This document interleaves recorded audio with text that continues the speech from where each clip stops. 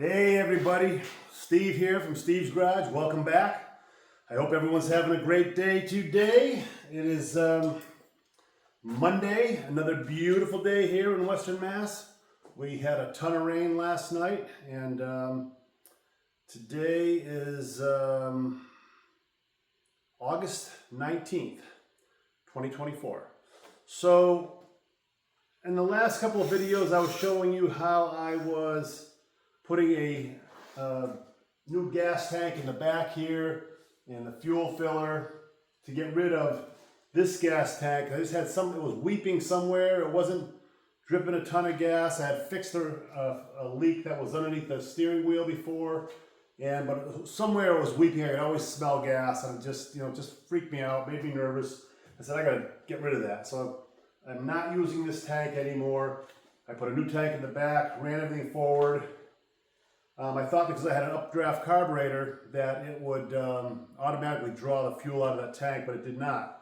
So I wound up putting a Holley fuel pump in, an electric fuel pump, and it had 1.5 to 5 pounds of pressure.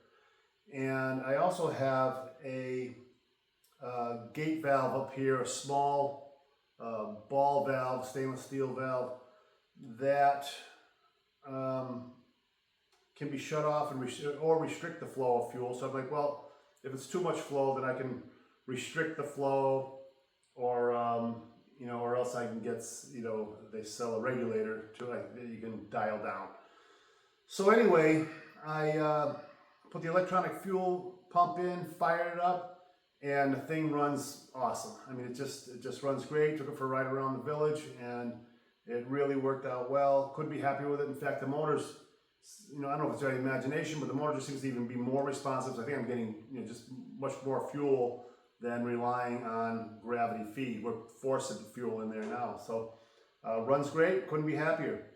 So today's video, if you noticed or not, I have a shrinker stretcher out here, piece of steel, and I want to make a trim piece to fit where the carpet ends, because this is brand new carpet in here, and I don't want to fray the edges, and I want to do it right. So I did make another piece for the other side, which is over there on the other side. I can show you, and did a practice run. So we're going to be using the bead roller and all that, and I'll show you what we got. I also got a brand new tripod, which has a couple of options to make life easier, and I'm very happy with it. So this is the piece here. As you can see, I've got a little step in it that I did with the bead roller, and I also, if you can look down it, it's curved, and it's curved in many places, but it does have a bow to it, bows up, up and down like this to go with the curve of the car. So this will go in place here, and I'll screw through, and that'll give that a nice finished edge. So you can see, trying to figure out where you guys are, right here. That'll come down, it has a little step over the carpet. Then I'll put drill holes and put trim screws in, and that will just finish the car off. So couldn't be happier with the way that turned out. Let's go to the other side, and we'll show you how we're going to make that.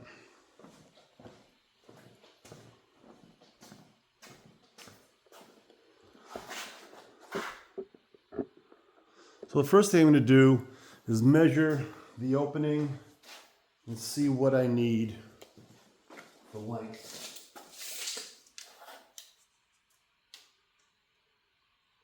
And 33 inches looks like that'll do it.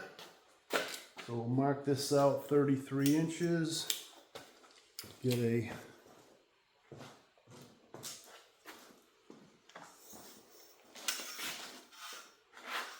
marker.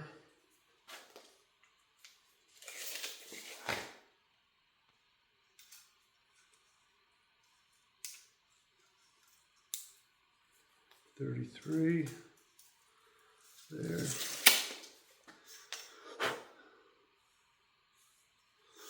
Go over and cut it over here. We'll take you around the shop. So I hope you're all working on your projects too, doing whatever it is you're doing to them. And we've been having a pretty good summer so far.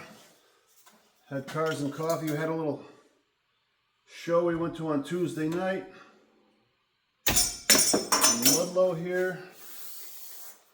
And I did a bunch of short videos, I should say. And you can check those out on my site.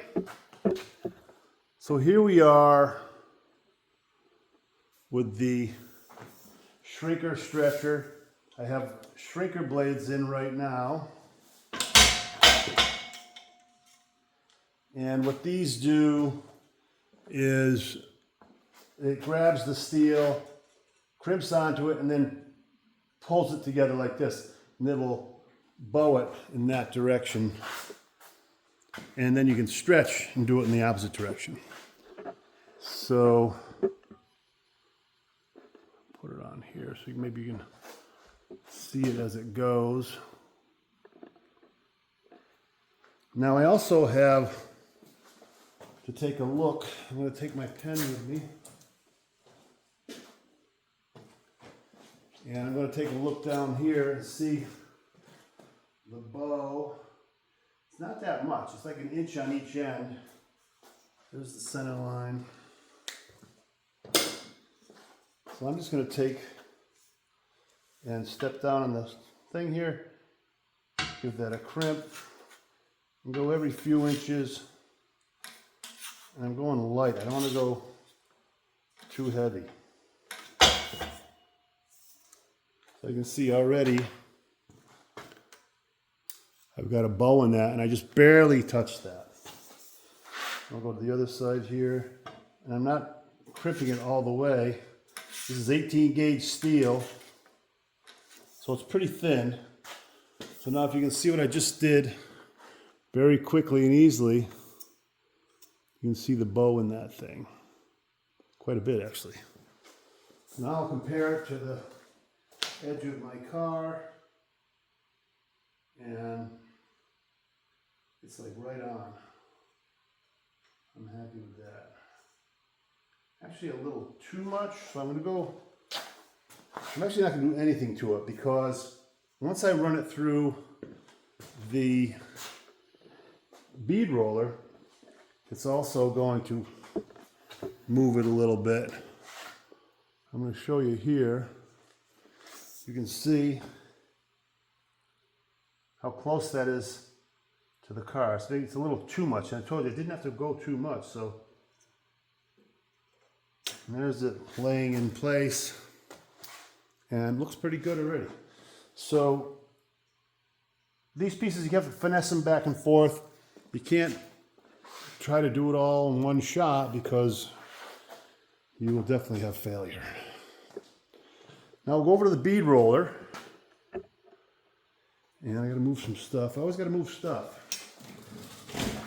There's always stuff. I keep promising myself to clean the shop, but you know how it goes. So now we're gonna run it through the bead roller, and I've gotta, for 1 second, think about how that is. And I want it like that. Okay.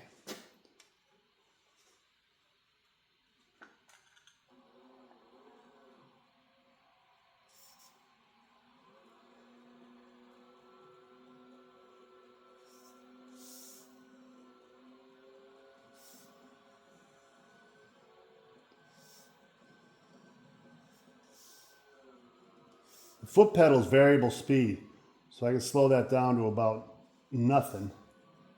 And that's what, saves you, is a slow speed. You don't want to go too fast.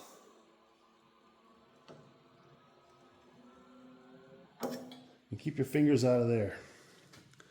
You get the pinch of your life. All right, so now we'll take a look, see what we got now. I love my new stand. It has a bendable neck on it, so I can just bend it. I don't have to. Before I had one that you just had to. You took it out and it flexed. It was weird, but this one's flexible. So there it is. So that actually straightened that out a hair, and gives me a pretty darn good look there. The only other thing I want to do is, if you can see on this end, I'm square, right? And on this end, I wind up literally in the door jamb. So I want to, try to adjust this, guys, sorry. So what I want to do is I want to round off the end of this piece right here. So I'm going to take my pen, give myself kind of a look there, if you can see that. Then we'll bring it over and we'll cut it on the other, on the shear.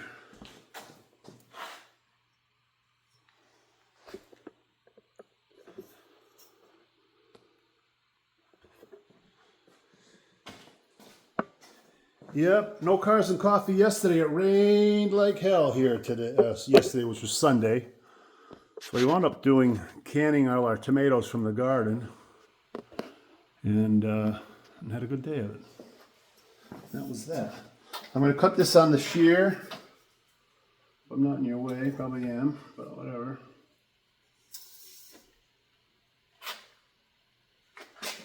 I'm going to use two hands at once, and you turn it while you cut it. I'll lock my shear down. You always want to lock that shear down so that thing doesn't fall if someone in here doesn't know what it is. And so that is my finished end, which I will sand perfectly, but it's pretty good shape for a roughie. For a roughie, as they say.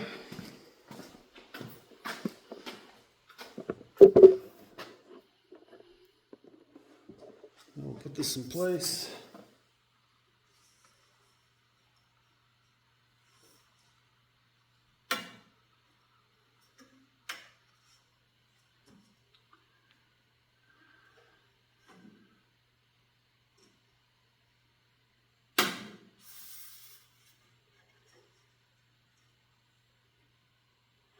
And that will wind up going right like that.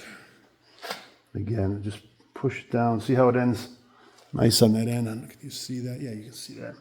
So it's right in line with my metal on my car. And this goes flush here. I already checked it previously to make sure it fits under the door. And now with that little step there, the carpet is right flush with it.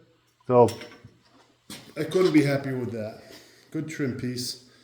And but now I'm going to sand those up, prime them, and paint them. I'm going to paint them black, both sides, and then get some sheet metal screws and get those installed. So the car, you can see this is my setup here with my fuel filter. You can see fuel's in it, bouncing around, maybe you can see that. And this is my shutoff, and I figured if I had too much fuel, I could have just, regulated this, shut it down a little bit. But it ran great, it didn't overflow. And I'm gonna fire it up right now for you to show you how it goes. So, let me open the garage door.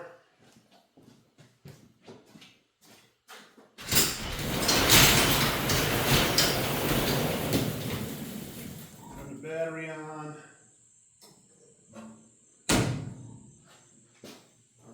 Fuel is on.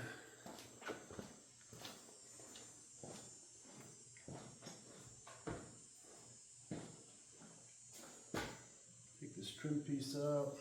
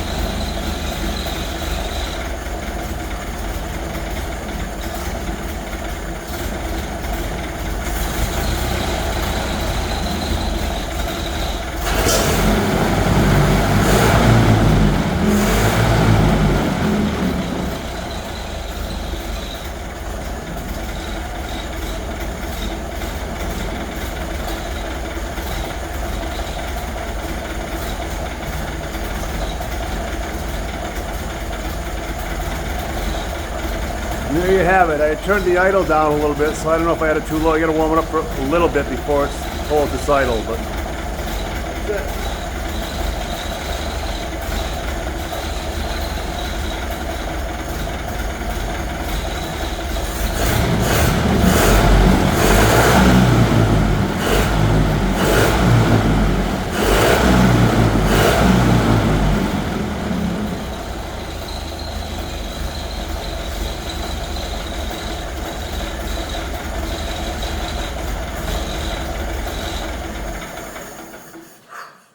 So as you can see, very responsive. We hit the gas and it just honks, you know, so I couldn't be happier with the way that turned out. So the fuel pump definitely worked out great. I don't know if you heard it when I hit the key, but you could hear the fuel pump going tick, tick, tick, tick, tick, tick, tick. It has a little bit of a sound, but not much.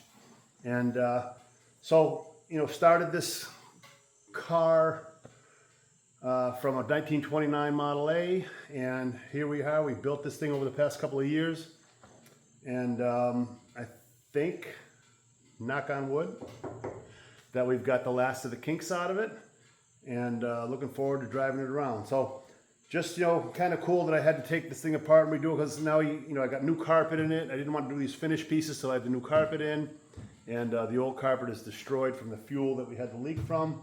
I couldn't be happier that we're not using this front fuel tank, and I have a, you know, aluminum, they call it a fuel cell, but it's just this, you know, secondary tank behind the seats now. We've got electric fuel pump that is attached to the 12 volt from the key, so as soon as you turn the key on, it starts to pump, and then you hit the ignition switch. There's a foot switch on the floor, and it fires up. So everything's synchronized, runs great. And again, couldn't be happier. So I think that's probably the last video for this car. And I have this Wednesday, I have a new fuel pump coming in for the 52 Ford pickup. And I'll show you the installation of that, because I was driving it. Actually, I was going to take it to a show. I backed it out of the barn and was, you know, got out of the car to shut the barn door. I'm like, I could smell gas, like crazy gas. So I opened up the hood, and there the fuel pump, which is what am I trying to say? It's not an electronic fuel pump. It is the cam has at the very rear of the cam in the engine. The cam goes up and down and pushes a push rod, and it's a mechanical fuel pump, and it literally, you know, goes boom, boom, boom, boom, and there's a rubber diaphragm in there, and that pumps up and down, and that pulls the fuel up and pushes down and pushes the fuel forward into the carburetor. So we'll review all that on that, and when I install that, and I'll tell you all about it and how it works. And I'm glad it happened in the driveway, because this is the problem with these old cars. They're old. There's things going wrong. I didn't replace that fuel pump when I acquired the truck, because it ran great. And all this stuff is ancient, so slowly things break down, you replace them, and eventually you've replaced almost everything in the car. But that's the beauty of the old things. The parts are ready, available, and they're easy to replace. So thanks for coming back. By the way, we're almost at 1,000 subscribers. I couldn't be happier about that. And I think I have a few more, it's like 70 more to go to hit 1,000. And that's it. Thanks for all the great responses and the great messages you sent me. And that's what makes me come back and keep making videos for you guys, because you're all into it and watching, and I couldn't be happier. So thanks for coming along for the ride, and we'll see you soon. Have a great day. The sun is out, and I got to mow my lawn. Have a good one. Talk to you soon.